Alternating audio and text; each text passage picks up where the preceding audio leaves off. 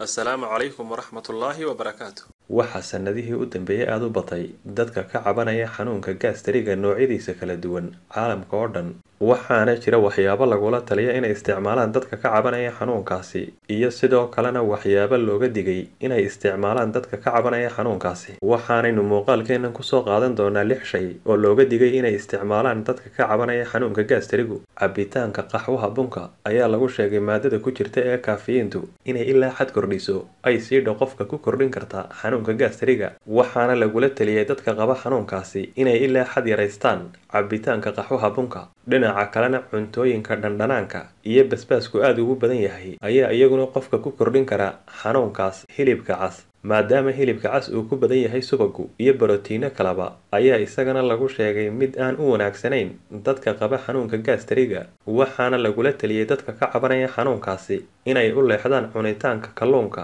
iyo hilibka digaaga cabitaanada sooraha leh ayaa iyagana lagu sheegay kuwo aad ugu xun dadka qaba xanuunka gaastariga dhinaca kalena iyadoo ay dhici karta dadka qaarkood markay cabaan caanaha inay waxoogaa ka nastaan xanuunka gaastariga ayaa haddana waxaa laga digay isticmaalka caanaha subaga leh kuwaasoo lagu sheegay inay sii kordhin karaan xanuunkaasi cuntooyinka milixdu ku badan tahay ayaa iyagana lagula taliyay inay iskaga fogaadaan dadka qaba xanuunka gaastarigu